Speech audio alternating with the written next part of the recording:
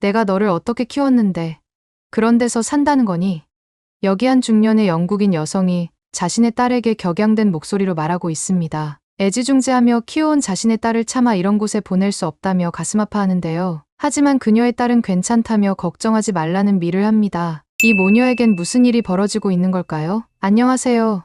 저는 런던 근교에 사는 이사벨라 톰슨이라고 합니다. 남편과 함께 작은 B&B를 운영하고 있어요. 저희 B&B는 다양한 해외 여행객들을 대상으로 숙소와 맛있는 아침을 제공해주고 있죠. 특히 히스로 공항 근처에 있어서 새벽에 도착하거나 출발하는 여행객들에게 인기가 많답니다. 24시간 체크인 서비스를 제공하고 있거든요. 남편은 주로 공항에서 손님들을 픽업하고 저는 B&B의 모든 관리를 담당하고 있어요. 손님들에게 편안한 잠자리를 제공하는 것이 저희의 가장 큰 자부심이죠. 하지만 이런 일상 속에서도 제 마음 한구석엔 항상 작은 그늘이 있었어요. 결혼한 지 10년이 되어 가는데도 아이가 생기지 않는 거예요. 처음에는 곧 생기겠지라고 생각했죠. 하지만 시간이 흐를수록 그 곧이 점점 멀어지는 것만 같았어요. 병원도 다녀보고 그 비싼 시험관 시술도 여러 번 받아봤지만 소중한 생명은 좀처럼 저희 곁으로 오지 않았습니다. 공원에 가면 항상 눈에 띄는 게 있어요. 아장아장 걸음마를 배우는 아기의 손을 잡고 산책하는 부모님들의 모습이죠. 그럴 때마다 가슴이 아파와요. 우리는 언제쯤 저런 행복을 누릴 수 있을까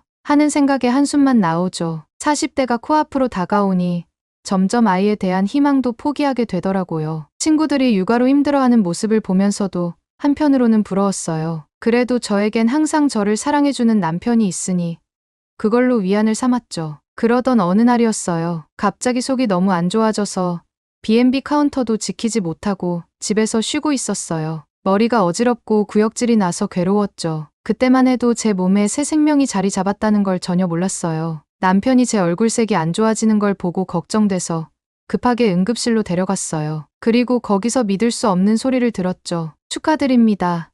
임신하셨어요. 그 순간 제 온 몸에 전율이 흘렀어요. 10년간의 기다림이 드디어 끝난 거예요. 눈물이 왈칵 쏟아졌죠. 평소엔 감정 표현이 서툴던 남편도 그날만큼은 기쁨의 눈물을 감추지 못했어요. 임신 초기엔 입덧이 심해서 고생했지만 그 고통마저도 감사하게 느껴졌어요. 제 몸 안에서 자라고 있는 작은 생명을 생각하면 그저 행복했거든요. 매일 밤 잠들기 전 배를 쓰다듬으며 아기에게 속삭였어요. 우리가 얼마나 너를 기다렸는지 모를 거야. 건강하게 자라주렴. 그렇게 출산 예정일이 다가오고 있었어요. 평소와 다름없이 일하던 어느 날 갑자기 머리가 핑 돌더니 다리 사이로 뭔가가 흐르는 것 같았어요. 그리고 피가 보였죠. 아직 2달이나 남았는데 걱정되는 마음에 서둘러 병원으로 향했어요. 가는 도중 극심한 진통이 찾아왔고 결국 응급 분만을 해야 했어요. 아기는 너무 작은 몸으로 세상에 나왔고 바로 인큐베이터로 옮겨졌어요. 그렇게 고대하던 우리 아기를 한 번도 안아보지 못한 채 차가운 기계 속에 맡겨야 했죠.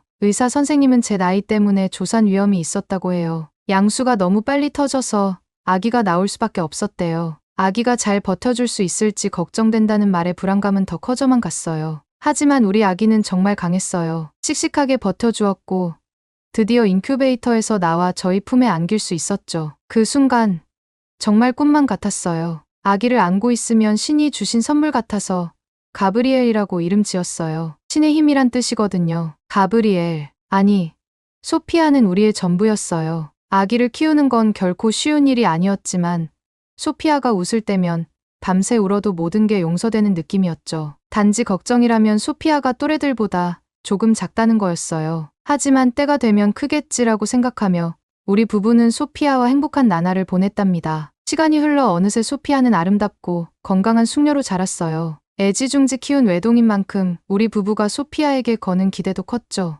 영국에서 최고의 교육을 받았고 우리가 운영하는 B&B에서 일도 도와주며 성실하게 자랐어요. 소피아의 미래는 밝았고 우리는 그녀가 런던에서 멋진 직장을 갖고 행복한 가정을 꾸릴 거라고 믿었답니다. 그러던 어느 날 소피아가 남자친구가 생겼다고 하더라고요. 사실 나이가 꽤 찼는데도 남자친구를 한 번도 소개해 준 적이 없어서 드디어 라는 생각이 들었어요. 그런데 웬걸 소피아는 이 남자친구와 결혼까지 생각하고 있다면서 우리에게 인사시켜 주겠다고 하는 거예요. 깜짝 놀랐지만 한편으론 기뻤어요. 내심 사위 될 사람이 어떤 사람일지 정말 궁금했거든요. 아마도 런던의 어느 큰 회사에 다니는 영국 신사겠지. 아니면 옥스퍼드나 케임브리지를 나온 똑똑한 청년.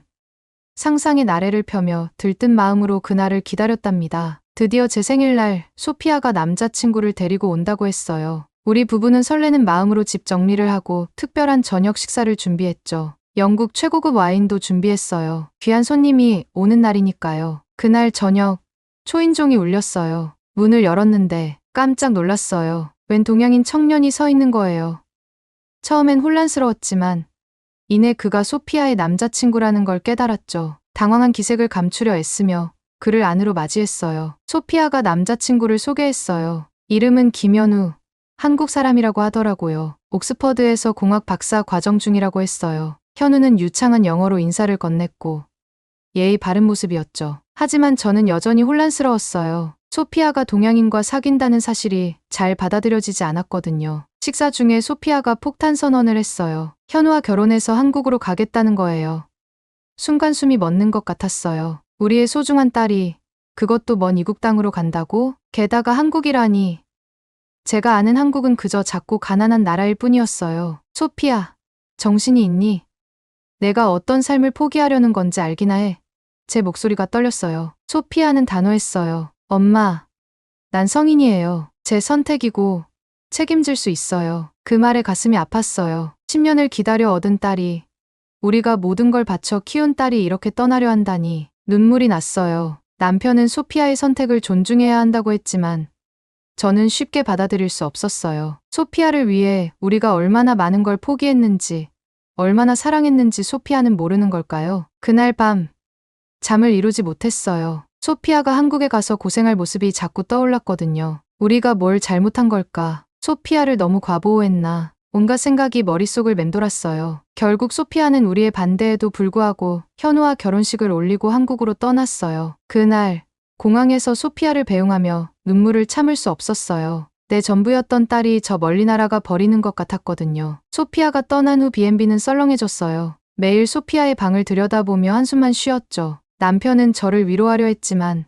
제 마음속 허전함을 채울 순 없었어요. 그렇게 5년의 시간이 흘렀어요. 소피아는 가끔 전화를 걸어 잘 지내고 있다고 했지만 저는 여전히 걱정이었어요. 그러던 어느 날 소피아에게서 전화가 왔어요. 이사를 한다고 하더라고요. 아파트로 이사한다고. 그 말을 듣는 순간 더는 참을 수 없었어요. 우리 소피아가 허름한 아파트에서 고생하고 있다니 도저히 가만히 있을 수 없었어요. 여보, 난 한국에 가봐야겠어요. 소피아를 데리고 와야 해요. 남편은 말리려 했지만 제 마음은 이미 정해져 있었어요. 그렇게 저는 한국행 비행기에 몸을 실었답니다. 한국으로 가는 비행기 안에서 제 마음은 무거웠어요. 창밖으로 보이는 구름들을 바라보며 지난 5년간의 일들이 주마등처럼 스쳐 지나갔죠. 소피아가 떠나던 날 공항에서 그 아이를 배웅하며 흘렸던 눈물부터 시작해서 말이에요. 처음엔 소피아가 한 달에 한 번씩 전화를 했어요. 항상 엄마, 걱정 마세요. 잘 지내고 있어요. 라고 말하곤 했죠. 하지만 전 그 말을 온전히 믿을 수 없었어요. 왜냐고요? 그 아이의 목소리에서 뭔가 숨기는 듯한 느낌이 들었거든요. 혹시 현우와 싸우진 않았을까?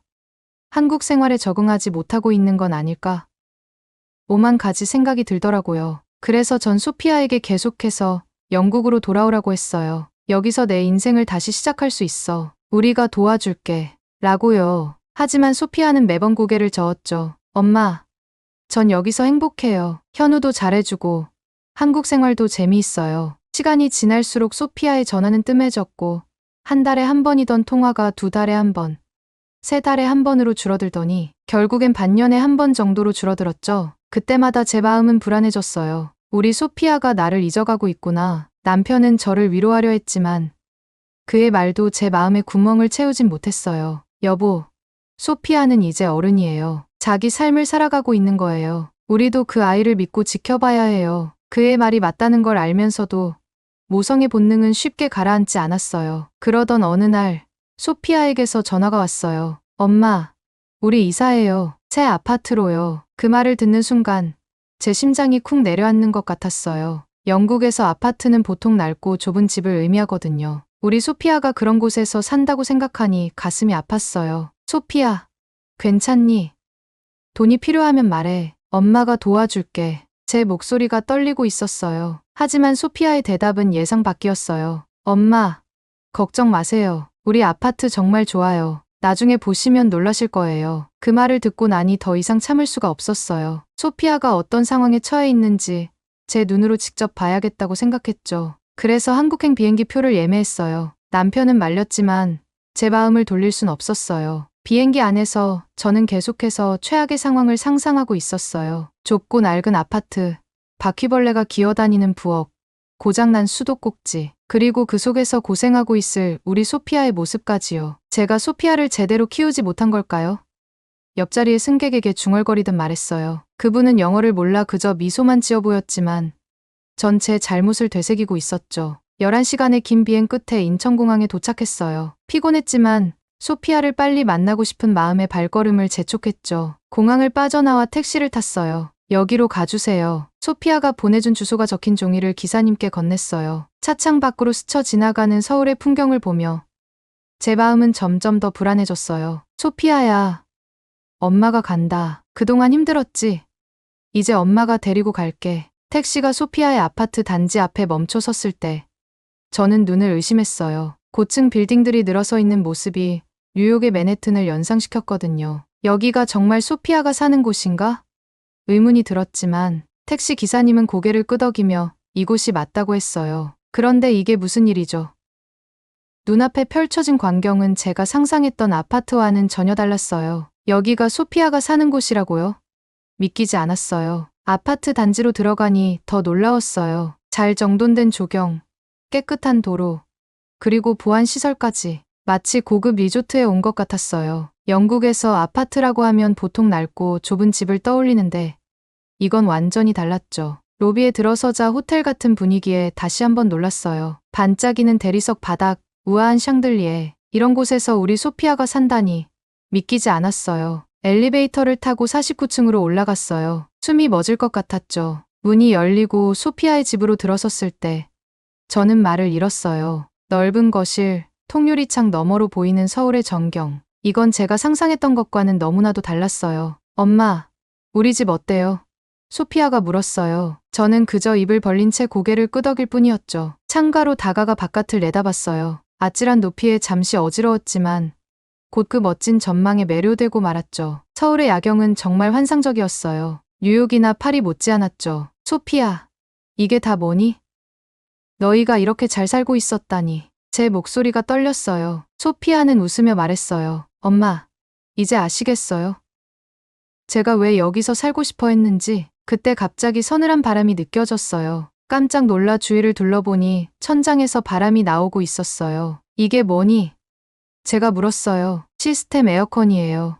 엄마, 집 전체를 시원하게 해주는 거예요. 스마트폰으로 조절할 수도 있어요. 너무 신기해서 입이 다물어지지 않았어요. 영국에서는 에어컨이 그리 흔하지 않거든요. 있어도 창문에 다는 작은 것들 뿐이에요. 저녁 시간이 되자 소피아가 스마트폰을 꺼내더니 몇 번 터치했어요. 잠시 후에 초인종이 울리더니 여러 가지 음식들이 배달되어 왔어요. 이게 다 뭐니? 제가 물었어요. 배달 음식이에요. 한국에서는 거의 모든 음식을 배달시킬 수 있어요. 정말 놀라웠어요. 영국에서는 이렇게 다양한 음식을 배달시키는 건 상상도 할 수 없거든요. 식사를 하면서 소피아와 현우의 이야기를 들었어요. 둘 다 좋은 직장에 다니고 있었고 행복해 보였어요. 현우는 영어로 저와 대화를 나누려 노력했고 소피아는 한국어로 유창하게 대화를 이어갔죠. 엄마, 우리 정말 행복해요. 한국은 제 제2의 고향이 되었어요. 소피아의 말에 제 마음이 따뜻해졌어요. 처음으로 제가 걱정했던 게 기회였다는 생각이 들었죠. 다음 날 소피아와 현우가 서울 곳곳을 구경시켜줬어요. 현대적인 건물들, 전통적인 궁궐들, 활기 넘치는 시장들. 서울은 정말 매력적인 도시더라고요. 특히 놀란 건 대중교통이었어요. 깨끗하고 정확한 지하철, 어디서나 쉽게 탈 수 있는 버스. 런던의 교통 체증을 생각하면 부러울 정도였죠. 며칠을 지내면서 제 마음속 걱정들이 하나둘 사라졌어요. 소피아가 행복해하는 모습을 보니 저도 안심이 되더라고요. 떠나기 전날 밤, 소피아에게 말했어요. 미안해, 소피아. 엄마가 너무 좁은 시야로 한국을 봤던 것 같아. 내가 이렇게 좋은 곳에서 행복하게 살고 있다니. 정말 기쁘구나. 소피아는 눈물을 글썽이며 저를 안았어요. 고마워요, 엄마. 이해해 주셔서요. 한국에서의 며칠은 제 인생에서 가장 놀라운 시간이었어요. 소피아와 현우가 서울 곳곳을 안내해 주었는데 그때마다 제 고정관념이 깨지는 소리가 들리는 것 같았죠. 어느 날 소피아가 저를 데리고 한국의 전통시장에 갔어요. 엄마, 여기가 우리 동네 시장이에요. 매일 아침 신선한 재료들을 사러 와요. 시장에 들어서자 활기찬 분위기에 압도되었어요. 색색의 과일과 채소들, 갓 잡은 생선들, 그리고 김치와 각종 반찬들. 정말 눈을 뗄 수가 없었죠. 와, 이런 곳이 아직도 있다니.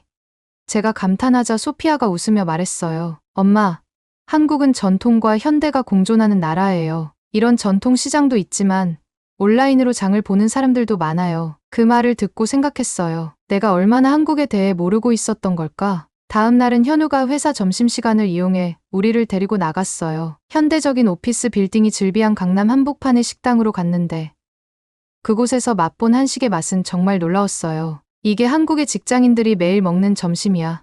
제가 물었어요. 현우가 웃으며 대답했죠. 네, 맞아요. 한국의 식문화는 정말 다양해요. 전통 한식부터 퓨전 요리까지 선택의 폭이 넓죠. 저녁에는 한강공원으로 갔어요. 강변을 따라 조성된 공원에서 수많은 사람들이 운동을 하고 피크닉을 즐기고 자전거를 타는 모습을 보며 감탄했죠. 여기 정말 아름답다. 파리의 생강변이 생각나. 엄마, 한국도 아름다운 곳이 많아요. 자연과 도시가 조화롭게 공존하고 있죠. 그 순간 제 마음속 깊은 곳에서 무언가가 변하는 걸 느꼈어요. 한국에 대한 편견이 하나둘 무너지고 있었던 거죠. 다음 날에는 전통 찻집을 방문했는데 한복을 입은 직원이 우아하게 차를 대접해주는 모습을 보며 한국의 전통 문화에 대해 새로운 관심이 생겼어요. 소피아, 넌 이런 문화를 어떻게 받아들였니? 처음엔 저도 적응하기 어려웠어요. 하지만 점점 한국 문화의 깊이와 아름다움을 알게 되면서 이제는 제 일부가 되었어요. 소피아의 대답이 진심으로 느껴졌어요. 마지막 날, 우리는 가족 모두 함께 한복을 입고 경복궁을 방문했어요. 웅장한 궁궐 건축과 아름다운 정원을 보며 한국의 역사와 문화에 대해 새롭게 알게 되었죠. 이사벨라, 어떠세요? 한국이 생각했던 것과 많이 다른가요?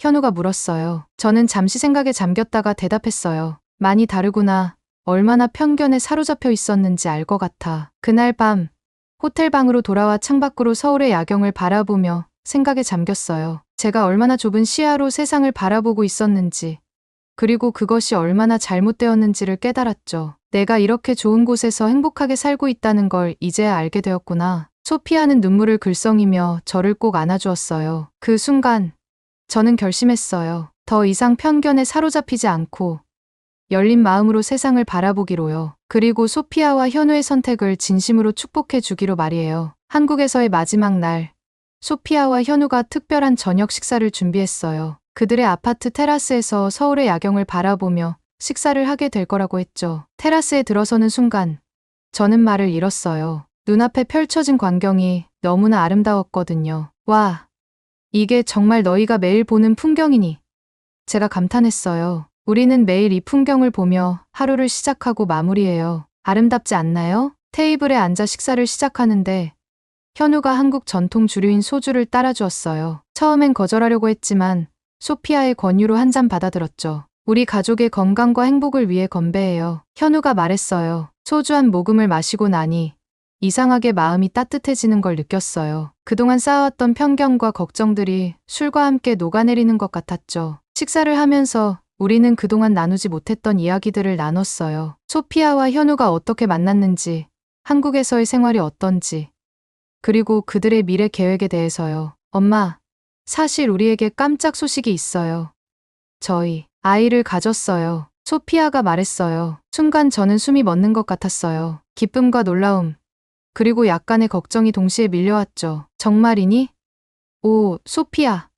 저는 눈물을 글썽이며 소피아를 껴안았어요. 현우도 기쁜 표정으로 말했어요. 곧 할머니가 되실 거예요. 그 순간 저는 제가 얼마나 어리석었는지 다시 한번 깨달았어요. 제 딸이 이렇게 행복하고 이제 새 생명까지 품게 되었는데 제가 그동안 얼마나 쓸데없는 걱정을 하고 있었던 건지 말이에요. 고마워, 현우. 우리 소피아를 행복하게 해줘서. 아닙니다. 제가 오히려 소피아와 이 가족에게 감사드려요. 그날 밤 우리는 오랜만에 진정한 의미의 가족이 되어 이야기를 나눴어요. 소피아의 임신 소식, 그들의 미래 계획, 그리고 제가 할머니가 된다는 사실에 대해서요. 엄마, 아이가 태어나면 영국에 와서 보여드릴게요. 저는 고개를 저었어요. 아니, 내가 여기로 올게. 우리 손주가 태어나는 걸 직접 보고 싶어. 소피아와 현우의 눈이 동그래졌어요. 정말요? 엄마?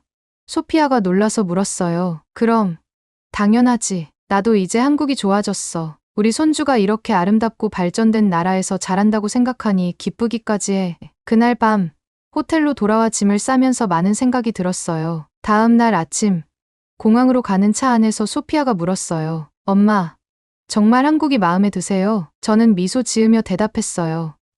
그럼, 이곳은 정말 놀라운 나라야. 너의 선택이 옳았다는 걸 이제야 알겠어. 공항에 도착해서 작별 인사를 나눌 때, 제 마음은 이상하게 가벼웠어요. 이제 더 이상 소피아를 걱정하지 않아도 된다는 안도감과 함께 새로운 손주를 만나게 될 기대감으로 가득 찼거든요. 소피아와 현우는 활짝 웃으며 저를 꼭 안아주었어요. 비행기에 오르면서 저는 다시 한번 서울의 풍경을 바라봤어요. 이제 이 도시는 제게 낯선 곳이 아니라 제 딸과 곧 태어날 손주의 고향이 될 거예요. 영국으로 돌아가는 비행기 안에서 저는 태어날 손주를 위한 선물 목록을 적기 시작했어요. 이제 저는 새로운 시작을 맞이할 준비가 되었어요. 편견 없는 세상을 손주에게 물려주기 위해 저부터 변화하기로 말이에요. 영국으로 돌아온 지 6개월.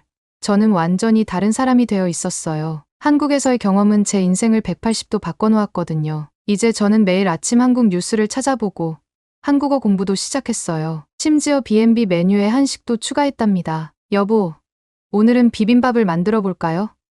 제가 남편에게 물었어요. 남편은 여전히 제 변화가 신기한 듯 웃으며 말했죠. 당신 정말 많이 변했어요. 한국에 다녀온 뒤로 완전히 다른 사람이 된 것 같아요. 그날 오후, 소피아에게서 영상통화가 왔어요. 그녀의 배는 이제 제법 불러와 있었죠. 엄마, 오늘 병원에 다녀왔어요. 아이가 건강하대요. 정말 다행이구나. 우리 손주가 건강하다니 정말 기뻐. 그런데 엄마, 제가 깜짝 놀랄 만한 소식이 있어요. 쌍둥이에요. 엄마, 우리가 쌍둥이를 가졌대요. 순간 저는 말을 잇지 못했어요. 기쁨과 놀라움이 동시에 밀려왔죠. 오, 소피아. 정말 기쁘구나. 제가 눈물을 글썽이며 말했어요. 통화를 마치고 나서 저는 곧바로 비행기 표를 예약했어요. 소피아의 출산 예정일에 맞춰 한국으로 가기로 한 거죠. 여보, 저 다시 한국에 다녀올게요. 제가 남편에게 말했어요. 남편은 미소 지으며 대답했어요. 이번엔 나도 같이 가면 어떨까요? 나도 이제 우리 사위와 손주들의 나라를 직접 보고 싶어요. 그렇게 우리는 함께 한국행 비행기에 올랐어요. 인천공항에 도착했을 때 이번엔 모든 것이 새롭게 보였어요. 여보, 저기 봐요. 저게 바로 한국의 첨단 기술이에요. 소피아와 현우가 공항으로 마중 나와 있었어요. 소피아의 배는 정말 크게 불러 있었죠. 우리 딸, 고생이 많구나. 현우는 공손하게 인사를 했어요. 어머님, 아버님, 잘 오셨습니다. 집으로 가는 길에 저는 남편에게 서울의 모든 것을 설명해 주었어요. 높은 빌딩들, 깨끗한 거리, 그리고 어디서나 볼 수 있는 첨단 기술까지.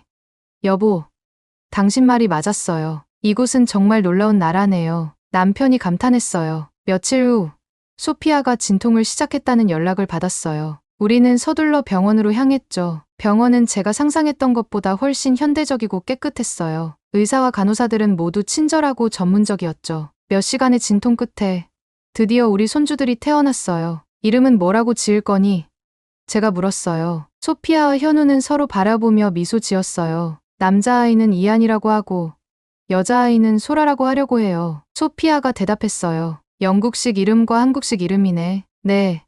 두 나라의 문화를 모두 담고 싶었어요. 아기들을 안아보면서 저는 문득 깨달았어요. 이 아이들은 두 문화의 가교가 될 거라고요. 그들은 영국과 한국, 두 나라의 장점을 모두 가진 채 자라날 거예요. 너네들 덕분에 나는 새로운 세상을 보게 돼서 정말 고맙구나. 이제 우리 손주들도 그렇게 자랐으면 좋겠어요. 편견 없이 열린 마음으로 세상을 바라보는 사람으로요. 소피아와 현우는 눈물을 글썽이며 고개를 끄덕였어요. 그날 밤 병원 창문으로 서울의 야경을 바라보며 저는 생각했어요. 이제 나의 인생의 새로운 장이 열렸구나. 그리고 이 아름다운 나라는 이제 우리 가족의 또 다른 고향이 되었구나. 저는 이제 이곳이 낯설지 않다는 것을 느꼈어요. 엄마, 후회하지 않으세요?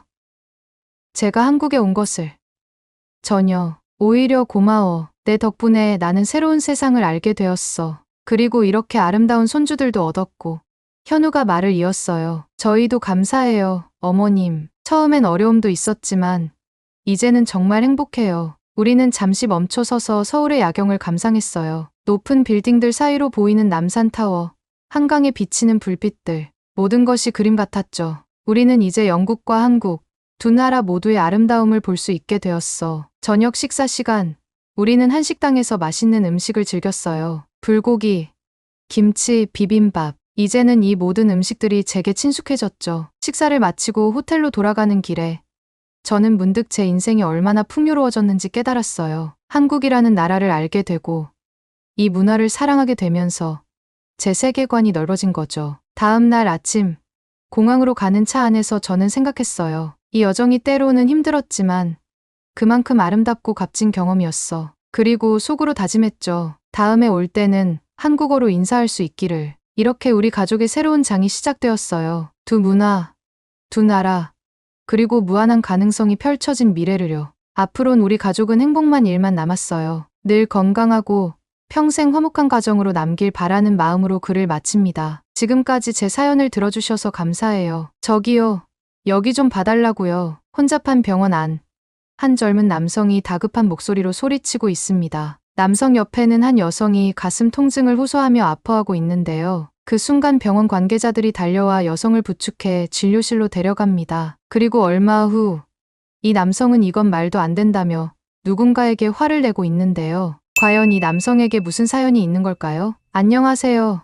저는 조시라고 해요. 뉴욕에 사는 평범한 미국인이죠. 그러고 보니 뉴욕이 평범하다고 하면 좀 우습겠네요. 세계적인 대도시니까요. 하지만 제 인생은 제가 사는 뉴욕처럼 그다지 화려하지 않았어요. 어릴 때부터 힘든 일이 많았거든요. 우선 어렸을 때 아버지를 교통사고로 잃었어요. 그때부터 우리 가족의 삶이 많이 바뀌었죠. 어머니 혼자 저를 키우시느라 고생이 많으셨어요. 저도 어린 나이에 아르바이트를 시작했고요. 그래도 우리는 잘 버텨냈어요. 서로를 의지하면서 말이에요. 하지만 미국에서 살아가는 게 쉽지만은 않았어요. 돈이 많다면 살기 좋은 나라지만 그렇지 않다면 살기 힘든 나라죠. 특히 의료비 때문에 걱정이 많았어요. 미국의 의료 시스템이 얼마나 엉망진창인지 아세요?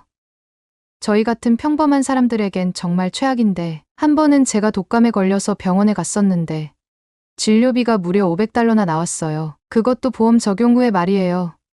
약값은 또 따로였고요. 이게 말이 되나 싶었죠. 그냥 감기 하나 때문에 일주일 월급이 날아간 거예요. 그래서 저희 같은 사람들은 웬만하면 병원에 안 가려고 해요. 정말 급하지 않으면 참는 거죠. 어떤 때는 아파 죽을 것 같아도 그냥 집에서 버티곤 했어요. 병원비 때문에 파산하느니 차라리 죽는 게 낫다고 생각하는 사람들도 많아요. 슬픈 현실이죠. 근데 어느 날 어머니가 갑자기 가슴 통증을 호소하셨어요. 저는 너무 놀라서 어쩔 줄 몰랐죠. 병원에 가야 한다고 했지만 어머니는 괜찮다고 하셨어요. 하지만 저는 알았어요. 어머니가 병원비 걱정 때문에 참고 계시다는 걸요. 결국 어머니 상태가 너무 안 좋아져서 911에 전화를 걸었어요. 구급차가 왔고 어머니를 병원으로 옮겼죠. 그런데 이게 웬일이에요?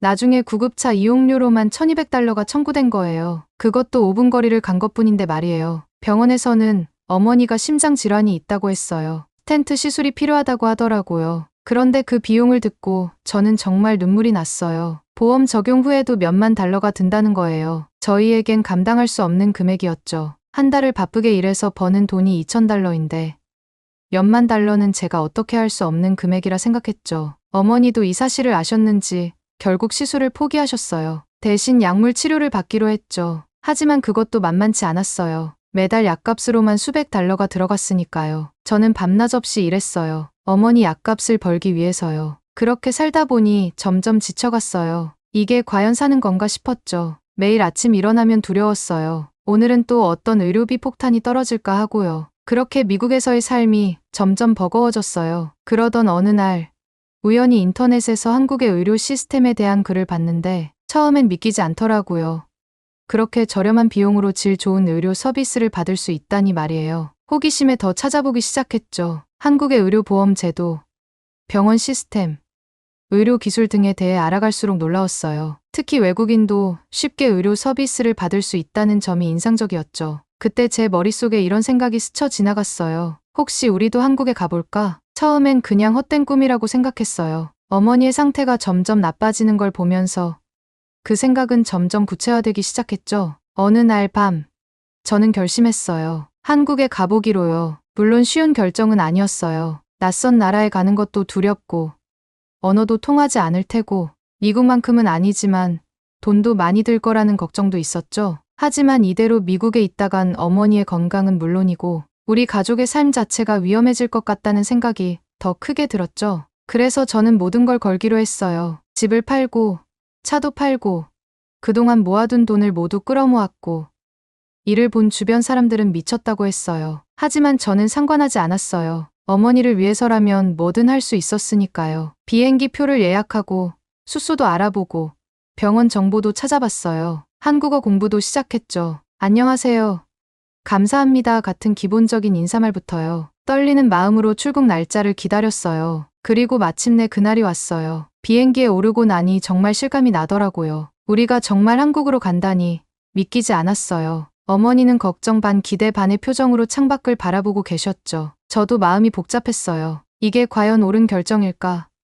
하는 의문이 계속 들었거든요. 비행기가 이륙하면서 제 가슴도 같이 뛰는 것 같았어요. 15시간이나 되는 긴 비행 동안 저는 한국에 대해 찾아본 정보들을 계속 되새겼어요. 의료 시스템, 문화, 음식, 모든 게 새롭고 신기했죠. 그러다 문득 유튜브에서 봤던 한국 의료 시스템에 대한 영상이 생각났어요. 외국인 유튜버가 한국에서 병원 진료를 받은 경험을 이야기하던 거였죠. 그 영상에서 유튜버는 한국의 의료 서비스에 대해 엄청 칭찬했었어요. 빠른 진료, 저렴한 비용, 친절한 의료진, 모든 게 완벽해 보였죠. 하지만 동시에 의심도 들었어요. 정말 그럴까?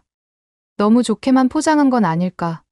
미국에서의 경험 때문에 의료 시스템에 대한 불신이 컸거든요. 그래도 희망을 놓지 않으려고 노력했어요. 어머니를 위해서라도 긍정적으로 생각해야 했으니까요. 비행기 안에서 잠을 자려고 했지만 잠이 오질 않았어요. 대신 옆자리에 계신 어머니를 바라봤죠. 어머니는 평화로운 표정으로 주무시고 계셨어요. 그 모습을 보니 마음이 아팠어요. 어머니가 아프지 않았더라면 우리가 이렇게 먼 나라까지 오지 않아도 됐을 텐데. 그래도 한편으론 이번 여행이 우리 인생의 전환점이 될 거란 예감이 들었어요. 좋은 쪽으로요. 어쩌면 이게 우리에겐 축복일지도 모르겠다는 생각도 들었고요. 새로운 나라에서 새로운 삶을 시작할 수 있는 기회니까요. 비행기가 인천공항에 도착했을 때 저는 긴장감과 기대감으로 가득 찼어요. 이제 정말 시작이구나 하는 생각에 가슴이 두근거렸죠. 비행기에서 내리자마자 느껴지는 한국의 공기, 주변의 한국어 소리, 모든 게 신기했어요. 공항 안으로 들어서는데 첫인상부터 달랐어요. 미국 공항과는 비교도 안 되게 깨끗하고 정돈되어 있더라고요. 직원들도 모두 친절해 보였고요. 어머니도 저와 같은 생각이셨는지 여기 정말 대단하구나라고 말씀하셨어요. 입국 심사를 받으러 가는데 갑자기 불안감이 엄습했어요. 혹시 우리를 입국시켜 주지 않으면 어쩌지? 의료 목적으로 왔다고 하면 거절당하는 건 아닐까? 하는 생각들이 머릿속을 스쳐 지나갔죠. 하지만 그건 기회에 불과했어요. 입국 심사관은 우리를 친절하게 맞아주셨고 별다른 문제 없이 입국할 수 있었어요. 오히려 환영합니다라는 말까지 해주시더라고요. 그 순간 안도감이 밀려왔어요. 짐을 찾고 공항을 빠져나오는데 문득 이제 어떻게 해야 하지? 라는 생각이 들었어요. 아픈 어머니를 모시고 왔기 때문에 저렴한 숙소보단 돈이 좀 들더라도 좋은 호텔에서 지내게 해드리고 싶어서 호텔을 미리 예약해뒀지만 어떻게 가야 할지 몰랐거든요. 당황하고 있는데 마침 안내 데스크가 보이더라고요. 용기를 내서 안내 데스크로 갔어요. 서툰 한국어로 저기 호텔에 어떻게 가나요? 라고 물어봤죠. 그러자 직원분이 영어로 친절하게 설명해 주시더라고요. 공항철도를 타고 가면 된다고요. 심지어 자세한 노선도까지 그려주셨어요. 그 친절함에 감동받아서 어머니와 저는 연신 고개를 숙여 감사 인사를 했어요. 미국에선 상상도 못할 일이었거든요. 이런 게 한국의 서비스 정신인가 보다 하고 생각했죠. 공항철도를 타고 가면서 창밖 풍경을 구경했어요. 한국의 첫인상은 정말 좋았어요. 깨끗하고 현대적인 모습에 어머니도 연신 감탄사를 내뱉으셨죠. 조씨, 우리가 정말 잘 온 것 같구나 라고 말씀하시는 어머니의 목소리에서 희망이 느껴졌어요. 호텔에 도착해서 체크인을 하는데 직원들이 정말 친절하더라고요. 심지어 우리가 의료 목적으로 왔다는 걸 알고는 근처 병원 정보까지 상세히 알려주셨어요. 그 배려에 정말 감동받았죠. 방에 들어가서 짐을 풀고 있는데 어머니가 갑자기 제 손을 잡으셨어요. 조씨, 고마워 엄마 때문에 이렇게 먼 곳까지 와줘서. 그 말씀에 저도 모르게 눈물이 났어요. 엄마, 제가 해야 할 일을 한 거예요. 우리 꼭 좋은 결과 있을 거예요. 라고 대답했죠. 그래도 한 가지는 확실했어요. 우리가 한국에 온 건 정말 잘한 선택이라는 거요. 이미 이렇게 많은 친절과 배려를 경험했는데 앞으로는 어떨까요? 특히 병원에서는 어떨지 정말 기대됐어요. 미국에서의 악몽 같은 경험이 여기선 없었으면 좋겠다고 간절히 바랐죠. 다음 날 아침, 눈을 뜨자마자 서둘러 준비를 마치고 호텔에서 조식을 먹었어요. 한국식 조식이 나왔는데 처음 보는 음식들이라 당황스러웠지만 의외로 맛있더라고요. 특히 된장찌개라는 게 있었는데 그 깊은 맛에 완전 반해버렸어요. 식사를 마치고 호텔 직원에게 물어보니 삼성서울병원까지 가는 방법을 친절하게 알려주더라고요. 지하철을 타고 가면 된다고 하셨는데 솔직히 좀 걱정됐어요. 미국에서도 지하철을 자주 타봤지만 언어가 다른 나라에서 대중교통을 이용하는 건 처음이라 그래도 용기를 내서 지하철역으로 향했어요. 역에 도착해보니 또 한 번 놀랐죠. 미국의 지저분하고 어두운 지하철역과는 천지 차이였어요. 깨끗하고 밝은 분위기에 첨단 시설까지 마치 영화 속 미래 도시에 온 것 같았어요. 티켓을 사는 것부터 난관이었죠. 영어 안내가 있긴 했지만 여전히 헷갈렸거든요. 그때 옆에 있던 한국 학생이 도와줬어요. 영어로 친절하게 설명해주면서 티켓 구매를 도와줬죠. 지하철에 탑승하고 보니 미국과는 또 다른 풍경이 펼쳐졌어요. 다들 조용히 핸드폰을 보거나 책을 읽고 있더라고요. 시끌벅적한 뉴욕 지하철과는 완전 딴판이었죠. 그리고 와이파이가 빵빵하게 터지는 것도 신기했고요. 특히 저희 어머니가 지하철에 들어서자마자 한 젊은 남성이 자기 자리에 앉으라고 양보를 해주는데 너무 고맙게 느껴지더라고요. 이 사람들은 나이 든 사람을 공경하는 게 습관처럼 몸에 배어있구나 라는 생각이 들었죠. 병원에 도착해 로비에 들어서니 안내 데스크가 보여서 다가갔어요. 서툰 한국어로 저 진료 예약했는데요. 라고 말했더니 직원분이 바로 알아채고 영어로 응대해 주시더라고요. 그분 말씀으로는 외국인 전용 국제진료센터가 따로 있다고 해요. 거기로 안내해 주셨는데 그곳에서 우리를 맞이한 건 유창한 영어를 구사하는 한국인 직원이었어요. 그분이 모든 절차를 상세히 설명해 주셨죠. 건 그 다음이었어요. 국민건강보험에 가입할 수 있다고 하더라고요. 외국인도 가능하대요. 보험료는 한 달에 10만 원 정도라고 하는데 미국에서 내던 보험료의 10분의 1도 안 되는 금액이었어요. 게다가 보장 범위는 훨씬 넓다고 하더라고요. 그 자리에서 바로 가입 신청을 했어요. 절차도 간단했고 친절하게 도와주셔서 어렵지 않았죠. 보험 가입이 완료되자 안도감이 밀려왔어요. 이제 어머니의 치료비 걱정을 조금은 덜 수 있겠다 싶었거든요. 진료 순서가 되어 진료실에 들어갔는데 의사 선생님이 정말 친절하셨어요. 어머니의 상태를 꼼꼼히 체크하시고 모든 걸 상세히 설명해 주셨죠. 미국에서는 의사 얼굴 보기도 힘들었는데 여기선 의사가 직접 이렇게 시간을 들여 설명해 주시다니 신기했어요. 검사 결과 어머니의 상태가 생각보다 심각하다고 하더라고요. 심장 스텐트 시술이 필요하다고. 순간 가슴이 철렁 내려앉았어요. 미국에서의 악몽이 떠올랐거든요. 하지만 의사 선생님의 다음 말씀에 안도할 수 있었어요. 걱정 마세요. 여기서는 최첨단 장비와 실력 있는 의료진들이 있습니다. 게다가 건강보험 적용을 받으면 비용 부담도 크지 않을 거예요. 정말 그 말씀을 듣는 순간 눈물이 났어요. 미국에서는 상상도 못할 일이 여기서는 현실이 되고 있었거든요. 어머니도 안심하신 듯 했고요. 진료를 마치고 나오는데 머릿속이 복잡했어요. 기쁨과 안도감, 그리고 약간의 불안감이 뒤섞인. 그래도 이제 희망이 보이는 것 같았어요. 어머니를 꼭 안아드리면서 말했죠. 엄마, 우리 잘 해낼 수 있을 거예요. 이제 정말 좋아질 거예요. 병원을 나오면서 문득 생각했어요. 우리가 정말 옳은 선택을 했구나. 한국에 오기로 한 결정이 어머니의 생명을 구할 수도 있겠다는 생각이 들었죠. 그리고 이런 훌륭한 의료 시스템을 가진 나라가 있다는 게 정말 감사하다고 느꼈어요. 하늘을 올려다보니 서울의 맑은 하늘이 눈에 들어왔어요. 어머니의 손을 잡고 천천히 걸으면서 생각했죠. 이제 우리의 새로운 삶이 시작되는구나. 그리고 그 삶은 지금까지와는 완전히 다를 거라고요. 호텔로 돌아가는 길, 거리의 모습들이 새롭게 보였어요. 사람들의 표정, 건물들의 모습, 길거리 음식 냄새, 모든 게 새롭고 신선했죠. 이제 이곳이 우리의 새로운 고향이 될지도 모른다는 생각이 들었어요. 어머니와 저는 그날 밤 늦게까지 이야기를 나눴어요. 앞으로의 계획, 치료 과정, 그리고 한국에서의 삶에 대해서요. 불안함도 있었지만 그보다는 설렘과 기대가 컸어요. 이제 정말 모든 게 변할 거란 느낌이 들었거든요. 어머니의 시술 날짜가 다가오면서 저는 점점 더 긴장되더라고요. 기대와 불안이 교차하는 묘한 기분이었죠. 그래도 한국의 의료진들을 믿기로 했어요. 지금까지 경험한 모든 것들이 긍정적이었으니까요. 시술 전날 우리는 병원 근처 게스트하우스로 이사했어요. 호텔비가 만만치 않았거든요. 게스트하우스 주인분이 우리 사정을 듣고 장기 투숙 할인까지 해주시더라고요. 그 배려에 또 한 번 감동받았죠. 새벽부터 일어나 병원으로 향했어요. 아침 일찍부터 바삐 움직이는 의료진들을 보니 마음이 놓이더라고요. 다들 프로페셔널해 보였거든요. 시술 전 마지막 검사를 받으면서도 의사 선생님이 꼼꼼하게 설명해 주시는 게 인상적이었어요. 어머니가 시술실로 들어가실 때 가슴이 철렁했어요. 하지만 어머니는 오히려 저를 안심시키셨죠. 걱정 마. 아들, 엄마는 괜찮을 거야. 그 말씀에 눈물이 났어요. 어머니의 강인함에 절로 고개가 숙여졌달까요? 기다리는 동안 정말 초조했어요. 시계를 보는 횟수가 점점 늘어났고 손톱을 물어뜯기도 했죠. 그때 옆에 앉아 계시던 할아버지께서 말을 걸어오셨어요. 젊은이, 가족 기다리나?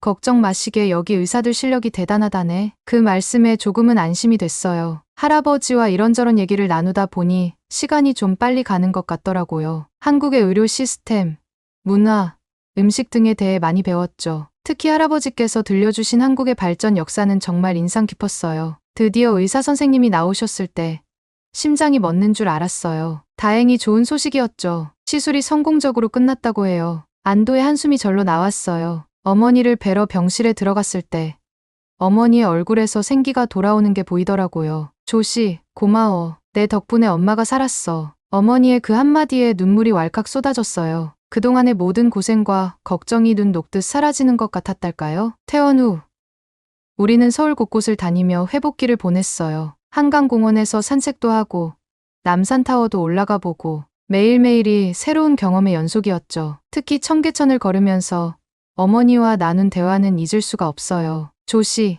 이제 우리 여기 살까?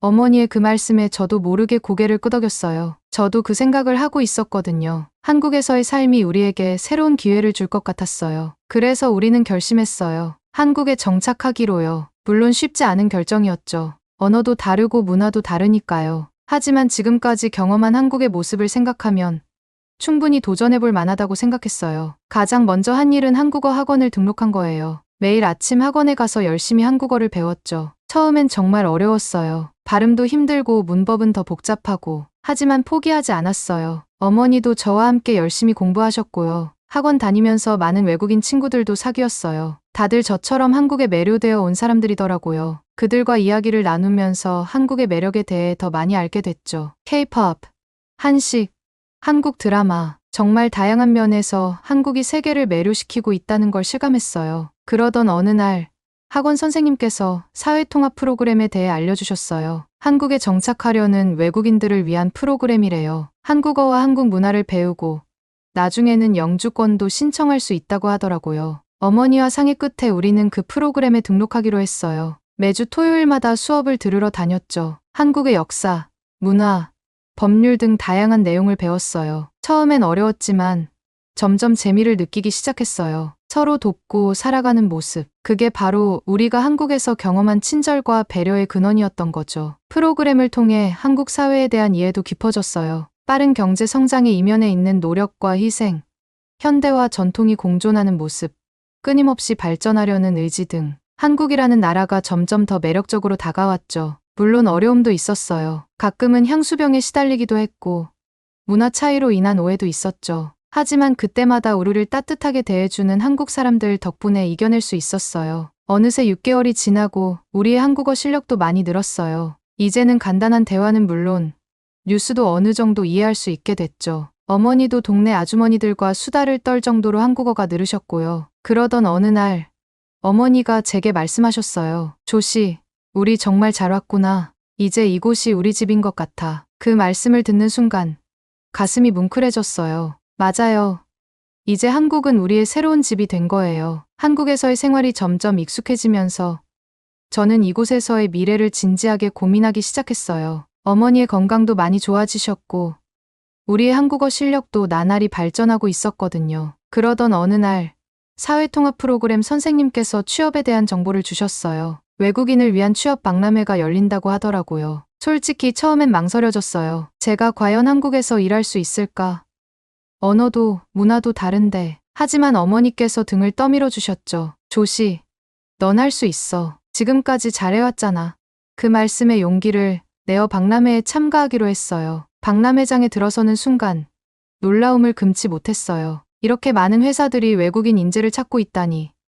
부스마다 돌아다니며 정보를 수집했는데 특히 IT 회사들이 눈에 띄더라고요. 미국에서 컴퓨터 공학을 전공했던 게 도움이 될 것 같았어요. 그 중에서도 한 스타트업 회사가 정말 마음에 들었어요. 글로벌 시장을 겨냥한 앱을 개발 중이라고 하더라고요. 제 경험과 언어 능력을 높이 평가해 주셨고 면접 제안까지 받았어요. 그 순간 가슴이 두근거리더라고요. 이게 바로 기회구나 싶었죠. 면접 준비하는 동안 정말 힘들었어요. 한국어로 전문적인 용어를 설명하는 게 쉽지 않았거든요. 하지만 포기하지 않고 매일 밤 늦게까지 공부했어요. 유튜브로 한국어 IT 용어도 배우고 한국 회사 문화에 대해서도 공부했죠. 드디어 면접 날이 왔어요. 긴장된 마음으로 회사에 도착했는데 분위기가 생각보다 편안하더라고요. 면접관들도 제가 한국어로 대답하려고 노력하는 모습을 긍정적으로 봐주셨어요. 덕분에 점점 자신감이 생겼고 제 생각과 경험을 잘 전달할 수 있었죠. 면접이 끝나고 일주일 후 기다리던 연락이 왔어요. 합격이래요. 그 순간의 기쁨이란 정말 말로 표현할 수 없었어요. 어머니께 그 소식을 전했을 때 어머니도 저도 함께 울었죠. 우리가 한국에 와서 이뤄낸 첫 번째 큰 성과였으니까요. 첫 출근 날 정말 가슴이 떨렸어요. 회사 건물에 들어서는데 마치 꿈만 같았어요. 제가 정말 한국 회사에서 일하게 되다니. 동료들도 정말 친절하게 맞아주셨고 제가 적응할 수 있도록 많이 도와주셨어요. 일하면서 한국의 업무 문화를 직접 경험하게 됐어요. 빨리빨리 문화, 회식 문화, 위계 질서. 처음엔 적응하기 힘들었지만 시간이 지나면서 그 속에 담긴 의미를 이해하게 됐죠. 특히 팀워크를 중요시하는 문화가 인상 깊었어요. 물론 어려움도 있었어요. 가끔 의사소통에서 오해가 생기기도 하고 업무 스타일의 차이로 갈등이 생길 때도 있었죠. 하지만 그때마다 동료들과 대화를 통해 해결해 나갔어요. 그 과정에서 제 한국어 실력도 많이 늘었고 한국 문화에 대한 이해도 깊어졌어요. 일을 시작하고 얼마 지나지 않아 회사에서 해외 출장 기회를 줬어요. 미국 실리콘밸리에서 열리는 IT 컨퍼런스에 참석하게 된 거죠. 처음에는 걱정도 됐지만 동시에 정말 기뻤어요. 제가 한국 회사를 대표해서 미국에 간다니 상상도 못했거든요. 출장을 다녀온 후 회사에서의 제 위치가 더 단단해졌어요. 영어 능력과 미국 문화에 대한 이해가 회사에 큰 도움이 됐거든요. 덕분에 더 중요한 프로젝트도 맡게 되고 연봉도 오르고 정말 꿈만 같았어요. 되돌아보면 정말 많은 일들이 있었네요. 힘든 일도 있었지만 그보다는 기쁘고 보람찬 일들이 더 많았어요. 특히 제 노력을 인정받고 성장해 나가는 과정이 정말 값졌죠. 이제는 한국에서의 삶이 더 이상 낯설지 않아요. 오히려 이곳이 제 진정한 집처럼 느껴져요. 출근길에 마주치는 이웃들과 인사를 나누고 점심시간에 동료들과 김치찌개를 먹으며 수다 떠는 것도 일상이 됐어요. 주말엔 어머니와 함께 한강공원을 산책하고 가끔은 동료들과 노래방에 가기도 하고요. 물론 아직도 배워야 할 게 많아요. 한국어는 여전히 어렵고 문화적 차이로 인한 오해도 가끔 생기죠. 하지만 이제는 두렵지 않아요. 오히려 이런 과정들이 제 삶을 더 풍요롭게 만들어준다고 생각해요. 가끔 미국에 있는 친구들에게 연락이 와요. 한국에서의 삶이 어떠냐고 물어보더라고요. 저는 자신 있게 대답해요. 정말 행복해. 이곳에서 새로운 삶을 시작했고 매일매일이 도전이자 기회야. 그리고 덧붙여요. 너희도 한번 와봐. 이 놀라운 나라를 직접 경험해봐야 해. 앞으로 어떤 일들이 기다리고 있을지 모르겠어요. 하지만 한 가지는 확실해요. 저는 이곳 한국에서 제 꿈을 이뤄나갈 거예요. 어머니의 건강, 제 커리어, 그리고 새로운 인연들. 이 모든 것들이 제 인생의 새로운 장을 열어주고 있으니까요. 물론 미국이라는 나라도 너무 좋습니다. 제가 태어나고 자란 제 고향이니까요. 하지만 저와 제 어머님이 같이 살기엔 좋은 기억보단 힘든 기억이 더 많았던 곳이기에 저는 지금 제가 살고 있는 한국이 가장 편하고 좋습니다. 지금까지 제 사연을 들어주셔서 감사해요.